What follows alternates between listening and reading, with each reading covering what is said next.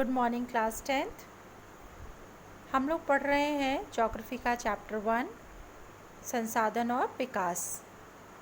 संसाधन और विकास में हमने 2 पार्ट्स पढ़ लिए हैं। पहले पार्ट में आपने संसाधन की परिभाषा, उसका वर्गीकरण और संसाधन नियोजन के बारे में पढ़ा।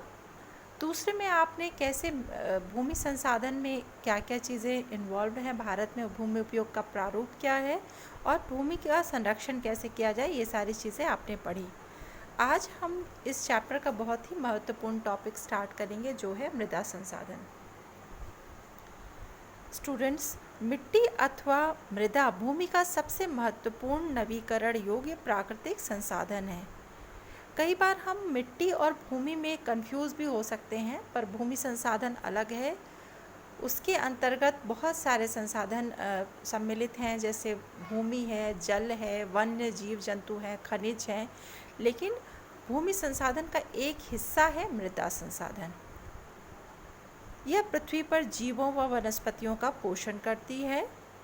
मृदा निर्माण की प्रक्रिया में उच्चावच, जनकशैल, जलवायु, वनस्पति और जैव पदार्थ तथा समय मुख्य कारक हैं। मृदा के बनने की प्रक्रिया को निर्धारित करने वाले तत्वों, उनके रंग, गहराई, गठन, आयु व रासायनिक और भौतिक गुणों के आधार पर भारत की मिट्टियों को हम निम्नलिखित प्रकार में वर्गीकृत करते हैं। मिट्टी या मृदा स्टूडेंट्स एक ही चीज़ है।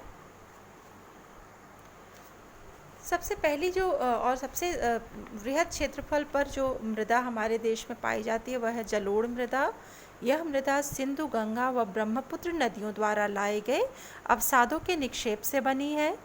पूर्वी तटीय मैदान व उत्तर के विशाल मैदान जलोढ़ मृदा के निक्षेपों से बने हैं। यह मृदा अत्यंत उपजाऊ होती है। इनमें पोटाश, फास्फोरस व चूना की प्रचुरता होती है। इनमें गन्ने, चावल, गेहूं, दलहन आदि की गहन कृषि की जाती है। आयु के आधार पर जलोढ़ मृदा 2 प्रकार की होती है, यानी जो मृदा पहले बनती है उसको हम पुरानी जलोढ़ मृदा कहते हैं, और जो बाद में जिसका फॉर्मेशन होता है उसे हम नवीन जलोढ़ मृदा या खादर मिट्टी कहते हैं।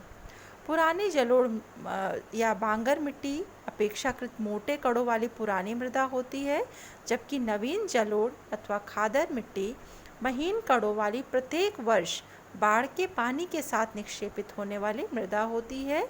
यह पुरानी जलोढ़ की अपेक्षा अधिक उपजाऊ होती है। दूसरी जो बहुत ही महत्वपूर्ण और उपजाऊ मृदा है भारत की, वह है काली मृदा। लावा युक्त जनक शैलों से निर्मित होने के कारण इस मृदा का रंग काला होता है। इसे रेगुड़ मिट्टी भी कहते हैं।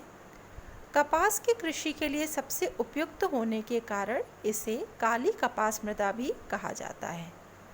यह मृदा दक्कन के पठार, महाराष्ट्र, सौराष्ट्र, मालवा, मध्य प्रदेश और छत्तीसगढ़ तक विस्तृत है।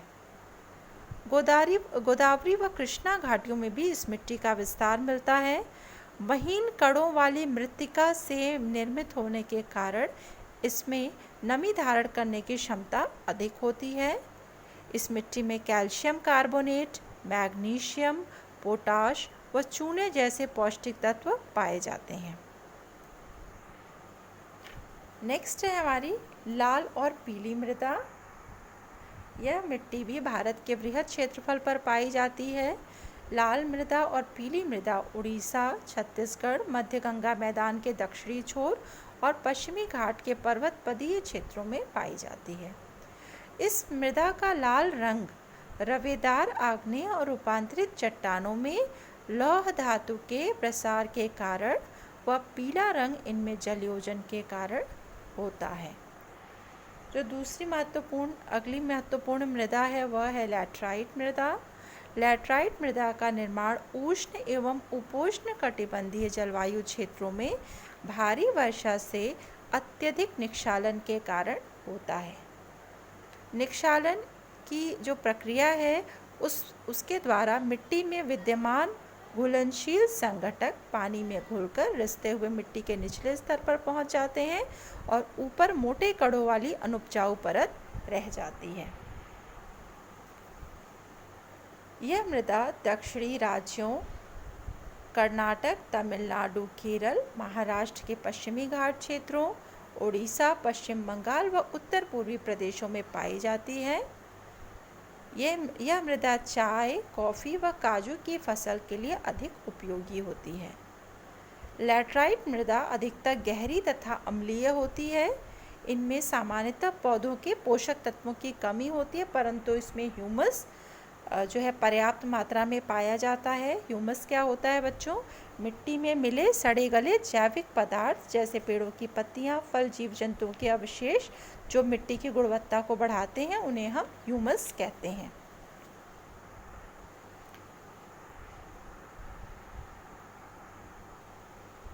अब आती है हमारी मरुस्थलीय मृदा।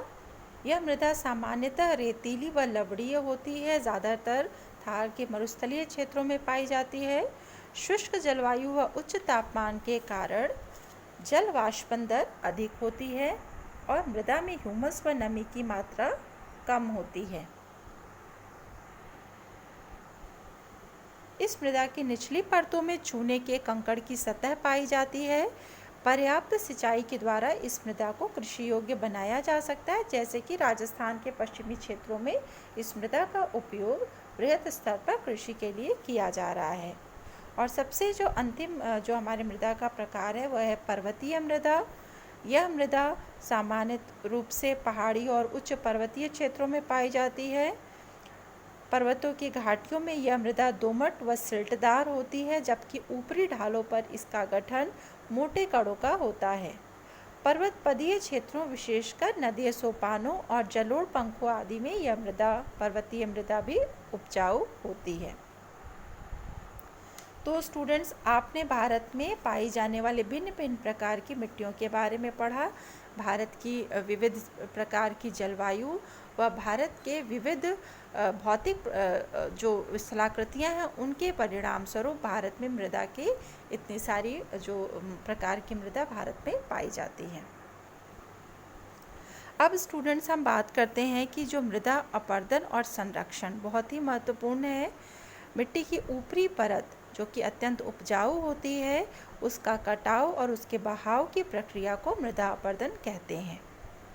प्राकृतिक रूप से मृदा के निर्माण व अपरदन की क्रियाएं साथ साथ चलती रहती हैं, परंतु मानवीय क्रियाकलापों जैसे वनोन्मूलन यानी वनों का कटाव, पशुचारण, निर्माण, खनन आदि के कारण इन दोनों प्रक्रियाओं यानी कि मृदा के बनने और उसके अपरदन का जो संतुलन बिगड़ने के कारण मृदा का व्यापक स्तर पर ह्रास होता है। प्राकृतिक कारक जैसे पवन, हिम नदी, बहता जल आदि मृदा अपरदन के सक्रिय कारक हैं।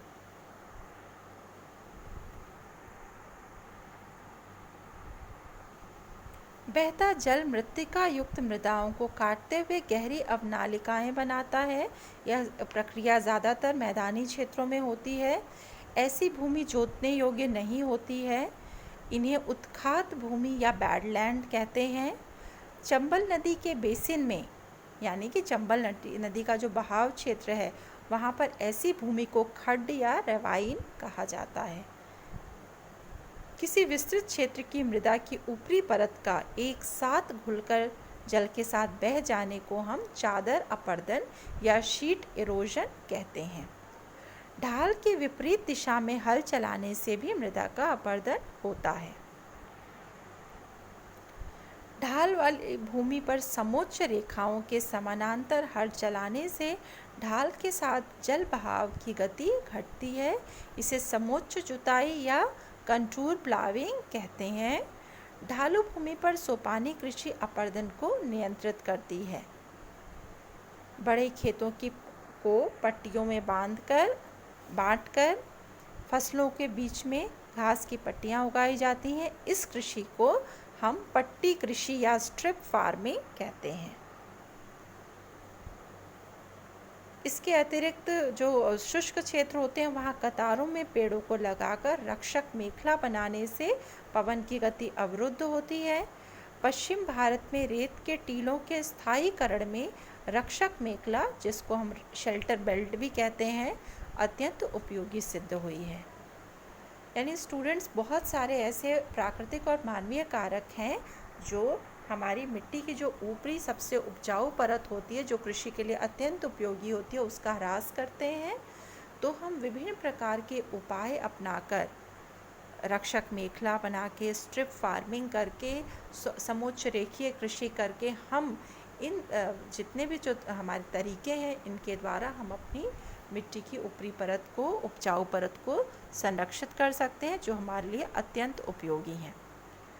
तो स्टूडेंट, इस तरह से आपका पाठ 1 संसाधन और विकास समाप्त होता है। इसको आपने 3 पार्ट्स में पढ़ा है। अगर चैप्टर से रिलेटेड आपको कोई भी समस्या, कोई भी डाउट हो तो आप मुझसे ज़रूर क्वेश्चन पूछ सकते हैं। आज के लिए इतना ही students. Thank you so much.